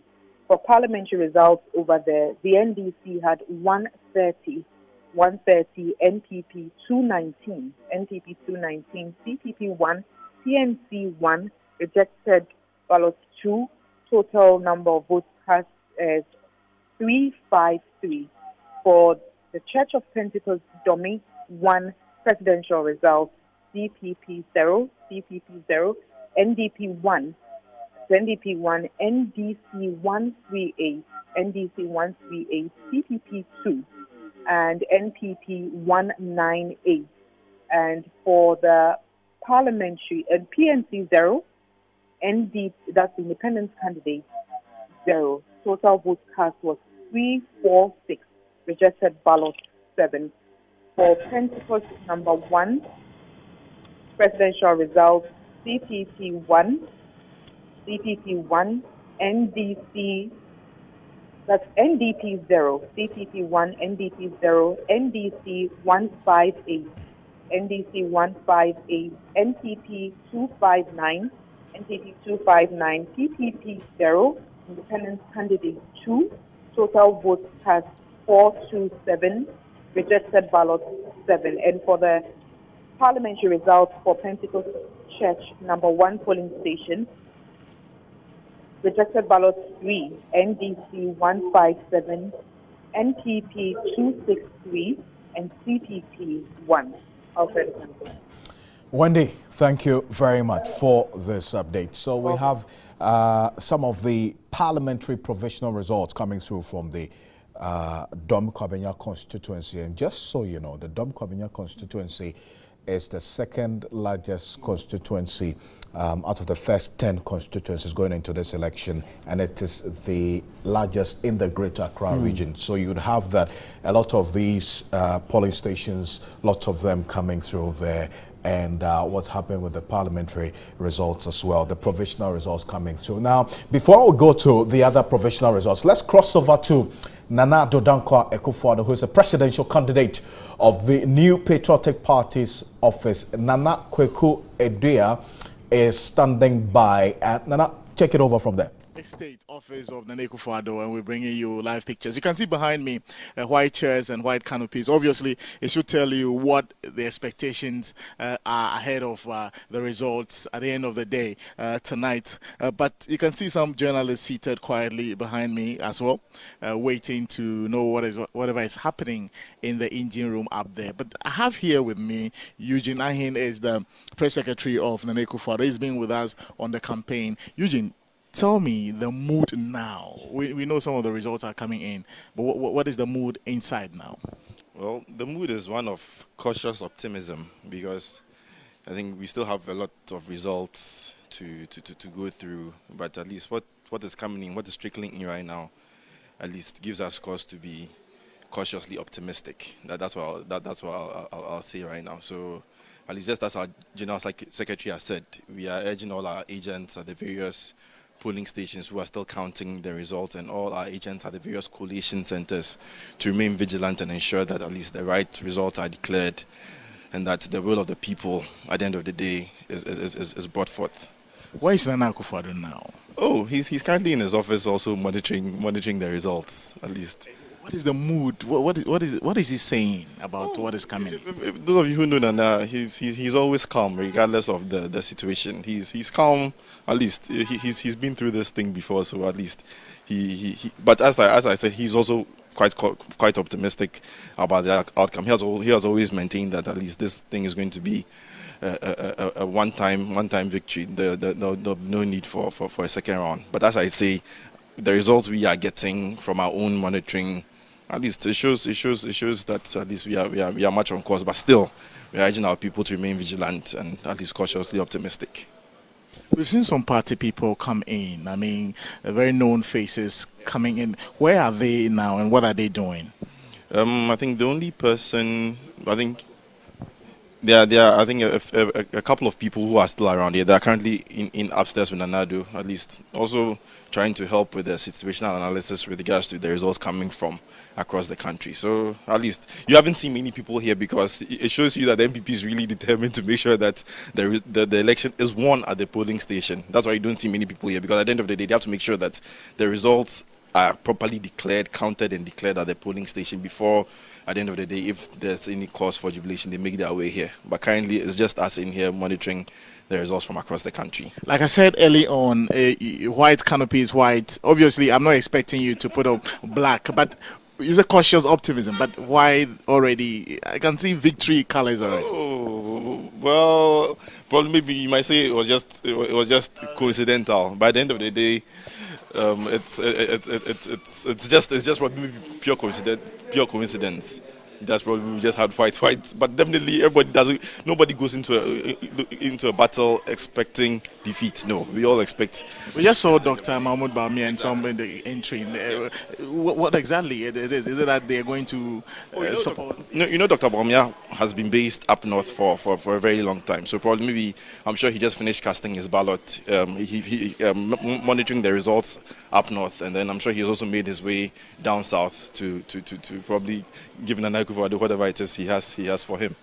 When we spoke to Nana early on this morning, he was, like he said, cautiously optimistic. But he's also made a point that he's looking at the end of the results, when the results are declared, he wants to see a one united Ghana. That's more important for him. And is it what is looking up at the end of the day? Oh yes, at the end of the day, you can't govern a country that is divided. At the end of the day, you need the unalloyed support of every single person in this country, whether the person voted for you or not. You need the support of that person. So, at the end of the day, once everything is said and done, we need to come together as a nation to ensure that whatever it is that divided us during the politicking season is put aside for us to come together to ensure that we're able to return this country back onto the path of progress and prosperity. So definitely a united country is high up on the agenda at the end of the day.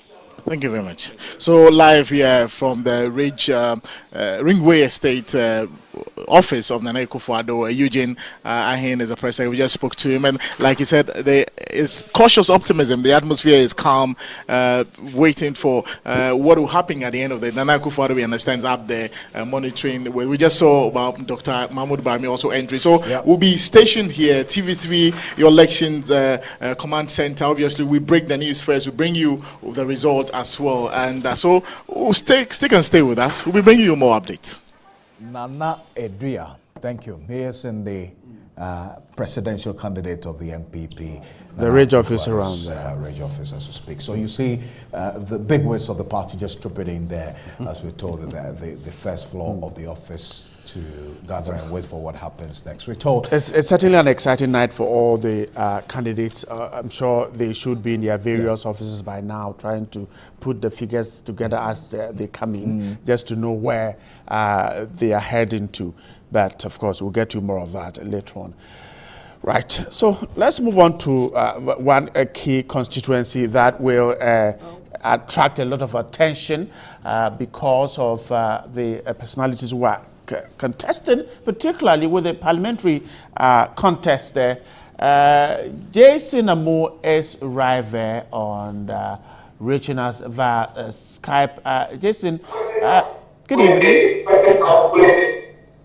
Hello, Jason. Good evening. Right. Grateful that you are there for us. You are at the Coalition Center. Have you seen the ballot boxes arriving?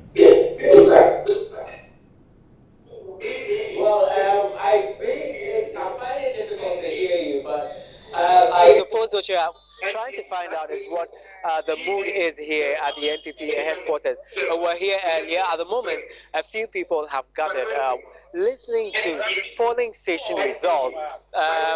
There's also a giant screen here which is actually displaying the, let me quickly see if I can give you a view of that.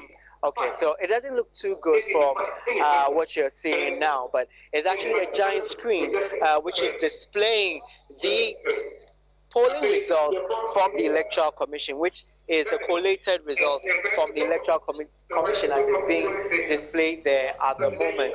A few people are expected to be gathered here as well. Some of the party supporters are expected to be making their way here from now till throughout tomorrow morning. So that's what we're doing here. Job Wedu is upstairs. Hopefully, we should be able to get access to him as well to speak to us about the plans and preparations here. But at the moment, it's all quiet, it's solemn. People are just sitting around. Let me quickly see if I can give you a view of that. Yes, yeah. So people are just sitting around and listening to the election results. Hopefully, looking forward to some good news. That's exactly what is happening here at the NPP headquarters. All right, let's leave it at that. Jason Amo at the NPP headquarters there in the Greater Accra region around the Ridge area. We'll get to more information around Adabraka, I should say. We'll get to more information from that. We initially had told you he was at the Coalition Center, and soon we'll get you what's happening at the NDC's headquarters also in Accra and tell you more. But a lot more of the polling station results are trickling in. Yes, and let's go to Ablekuma North, where at the Afropada Command Polling Station, provisional presidential results, CPP 0, NDP 0, NDC 138, PPP 0, NPP 206, PNC 0, independent candidate 0. That's from Ablekuma North, the Afropa Dakuman polling station. Then at the Kaneshi Pentecost Okakwe South provisional presidential results, NDC 147, NDC 147, NPP 140, NDP 0, NDP 0, PPP 3, CPP 0, PNC 0. That's results coming in from Kaneshi Pentecost polling station, that's Okaikwe South. Alfred, you have some more? Yeah, absolutely. So let's just spread our tentacles beyond the Greater Accra region and get to Zakwairi polling station is in Jirapa constituency. That's for just Zakwairi there in the Jirapa constituency. So for provisional presidential, NPP 41, NPP 41, NDC 300, NDC 300, PPP 3, CPP 1, Independent 11. That's Jacob Oseyeboa 11. So per the provisional results we have from the Jirapa constituency, Jacob Oseyeboa performing that much well than the PPP, Dr. Popoke Sindom. Then you also have NDP 0 and the rejected ballots 4. Rejected ballots 4. So let's go quickly to Catherine Frimpoma. She is in the Sunyani East constituency in the coalition center in the Bonaha region. Catherine, if you can hear me, if you just give us details of the provisional results that you have at the moment. Okay. As we try to get through to Catherine there, let me run through the South Song provisional result. Electoral Health Center in South Tong in the Volta region. CPP 3, Independent, that's NDP, I beg your pardon, NDP 0, NDC 526, NDC 526, NPP 53, NPP 53, and PPP 3. This is the South Tong Electoral Health Center in the Volta region. Let's cross over to Catherine from Poma again in the Bonaha region. Catherine, if you can hear me, if you have any provisional results for us, you could give us the details. Okay, so while we try to still rectify the lines with Catherine, let's go to the Kambago A polling station. Independent presidential candidate J.O.Y. Jacob Oseyeboa 13, CPP 1, CPP 1, NDP 0, NDP 0, NDC 285, NDC 285, and NPP 127, NPP 127, and Ayenase Post Office polling station A. Ayenase Post Office polling station A. Provisional results presidential. CPP 0, NDP 1, NDC 203, PPP 8, NPP 177, PNC 0, independent candidate 0, rejected ballots 4. So let's go to Boku Old Coca-Cola House. Boku Old Cola House in Sabongeri in Boku. There. So you so it's Sabongida as communicated to us right now. So you have the presidential provisional results. NDC 138, NDC 138, NPP 19, NPP 19, rejected ballots 3. Let's go to EPJHS Beve Newtown polling station B in South Dai. Yeah. So that's what we have there. I'll just run through the provision for presidential in the Beve Newtown polling station B, South Dai, in the Volta region. CPP 0, NDP 0, NDC 321, PPP 6, NPP 23, PNC 0, an independent candidate 0. Actually, Alfred, what you read early on, I understand it's the Electoral Health Center Southton, and let me go over the results again. CPP 3, NDP 0, NDC 526, PPP 3, NPP 53, PNC 0, and the independent candidate 0. Let's go to the Eastern region, to the Odumase Methodist Primary. Provisional results: presidential, NDC 62, NPP Town Hall B. Provisional presidential results: NDC 220, NDC 220, NPP 270, NPP 270, NDP 1, NDP 1, PPP 10, CPP 0, PNC 1, independent candidate 0, and rejected ballots 10. Right. Let's go to the central region now. Cape Coast South, that's the results here. This is a polling station known as Kotokraba. It says NDC 183, NPP 236, and PPP 5. These are from the polling station Kotokraba in Cape Coast South constituency. And then we stay there and go to Christ the King Center A. Christ the King Center A, that's the polling station.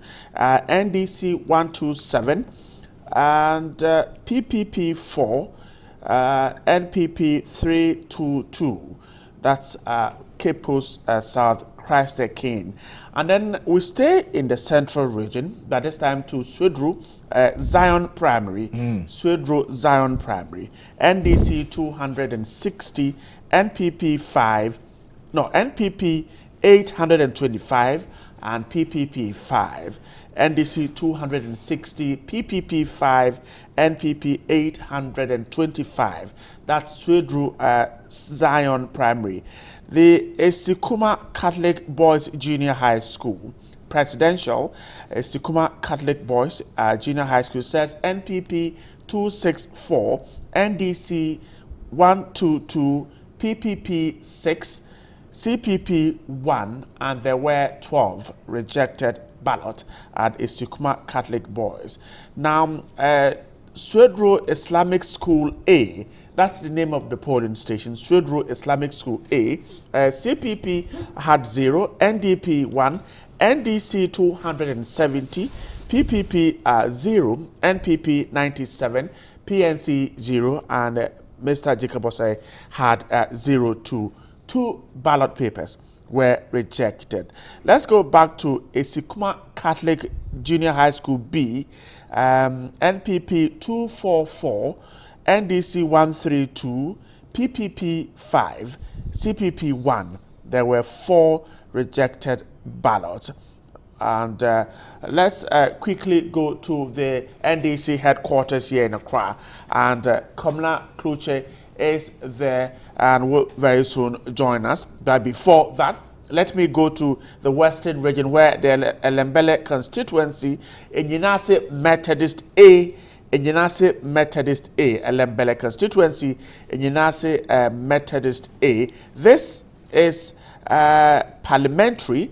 NDC 154, NPP 178, PPP 17, CPP 1, NDP 1. There were 3 rejected ballots. Now, Elembele constituency again, and Yenase Methodist B. These are all parliamentary. It says NDC 173, NPP 165, PPP 16, CPP 0, NDP 0. There were 2 rejected ballots. Now, the Elembele constituency, this is for the presidential. And Yenase Methodist A presidential, it says NDC 146, NPP 192, PPP 11, CPP 1, NDP 0, PNC 0, and there were 4 rejected ballots in there.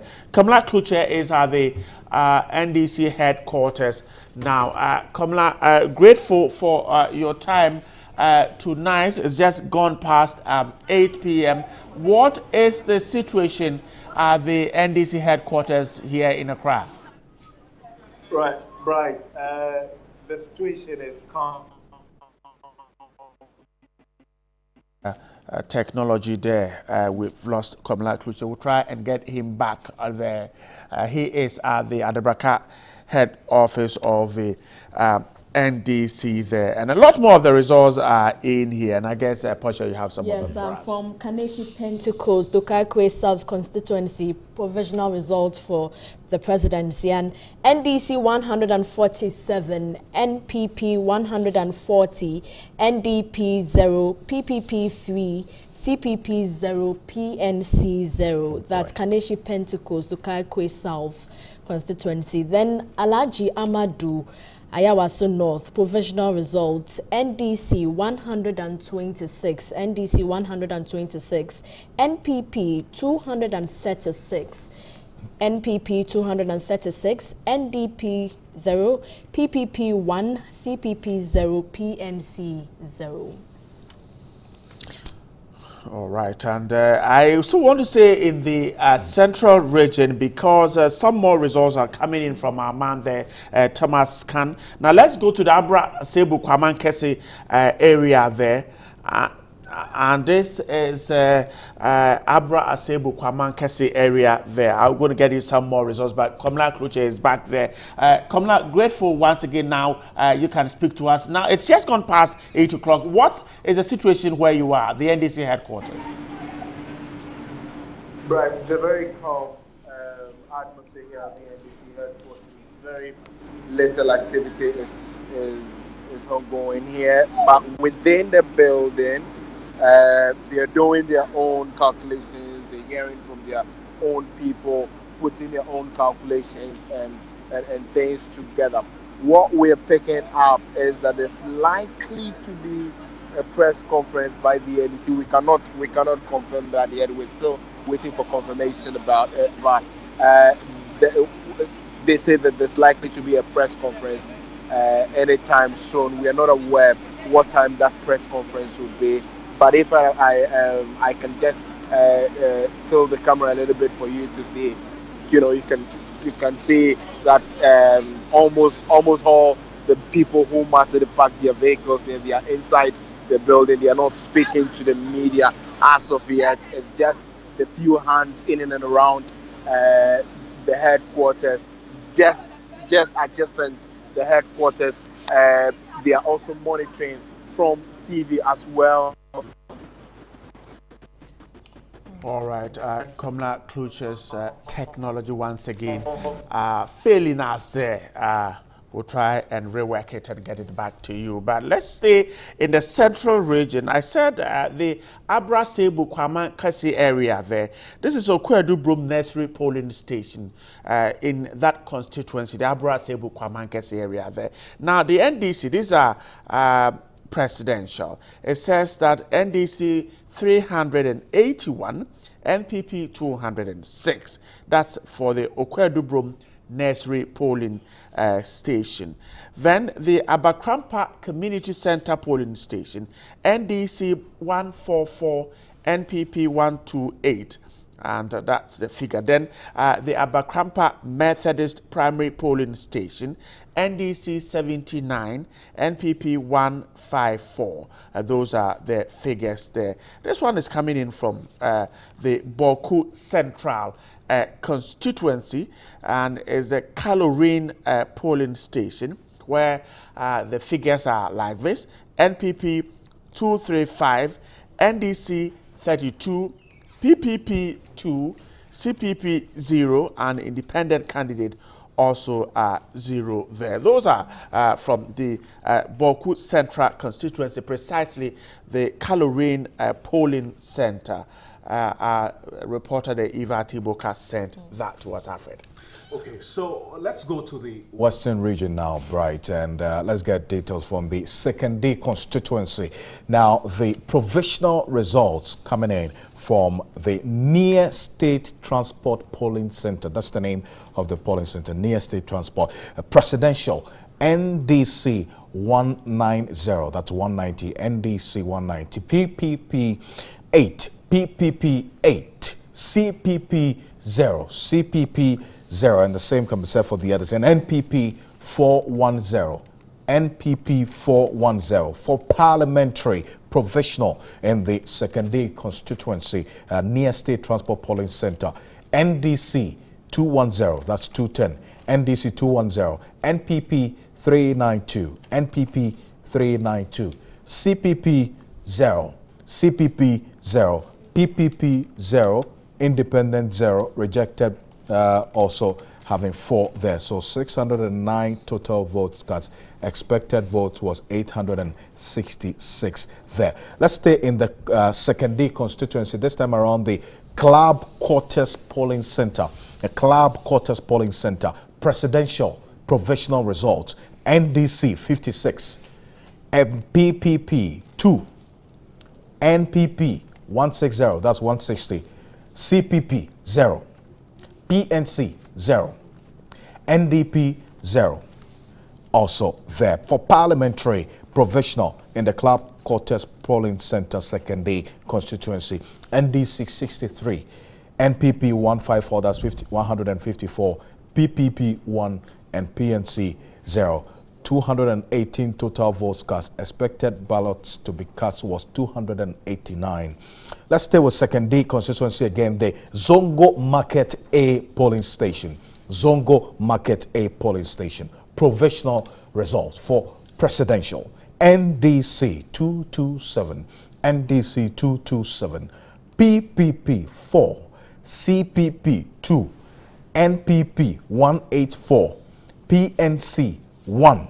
NDP 1, and also independent candidate 0. For parliamentary in that polling station, NDC 232, NPP 185, CPP 1, PPP 3, and rejected ballots 4. 423 was the total votes cast. Expected votes to be cast there, or ballots to be cast there, was 550. If this provisional results is anything to go by, this is one of the polling stations out of the lot that we've had from the 2nd D constituency that the NDC has actually overtaken the NPP there. If you state quickly to the Cape Coast South constituency provisional results for parliamentary, I think you went through that. But for the YMCA polling station number 2, YMCA polling station number BO2140, total votes 777. The vote cast 618, rejected was also 3. The candidates, Kweku Rekit Hagan of the NDC, incumbent member of parliament, he polled 330. Lawyer Michael Atadaze of the NPP polled 269. Bright Drofeno of the PPP 8. Ato Edo Mai Jano of CPP 2, an independent candidate 1, rejected ballots 8. So let's go quickly to the Bonaha region now, and Catherine Frimpoma is joining me on the telephone. Catherine, if you have some provisional results you want to run by us at the moment. Yes, Alfred.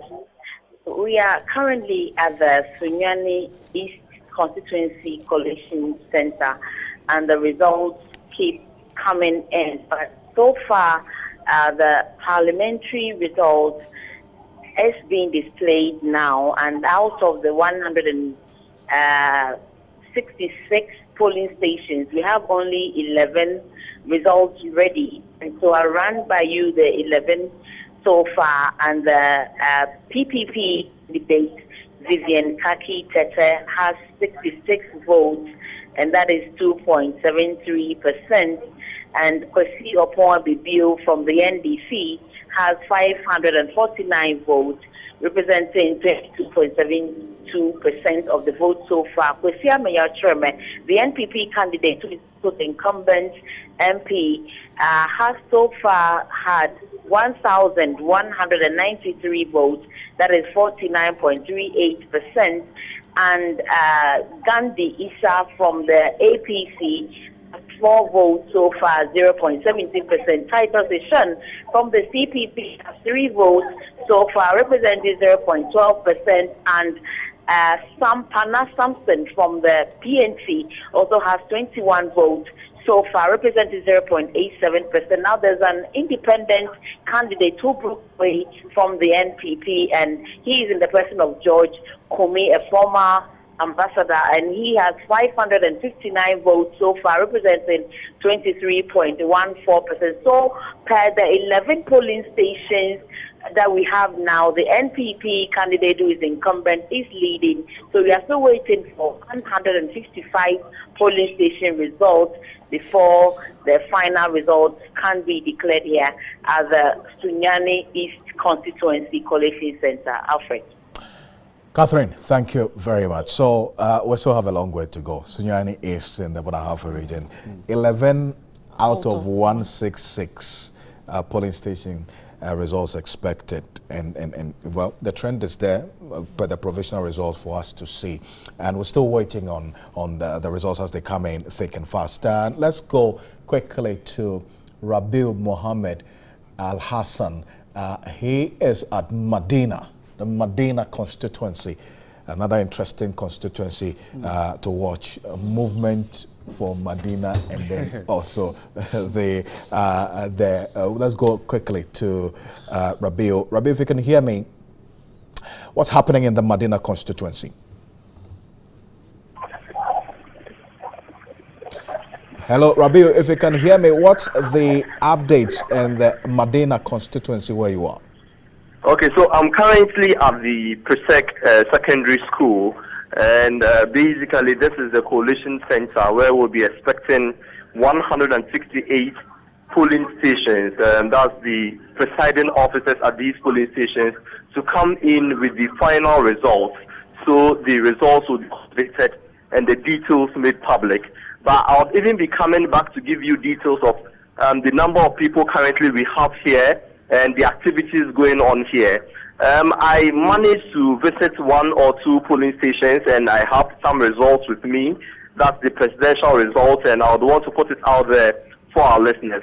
These are not confirmed results. These are results we picked until the chair of the EC comes out to put out the results. They are not the confirmed results. We'll wait for the Coalition Center to also put out their results also before we can confirm these results. So these are provisional results. I visited Medina SDA Primary School, and at Medina SDA Primary School we have 2 polling stations. For polling station A, the MPP presidential result had 320 votes, 320. NDC had 256 votes, 256. PPP had 2 votes.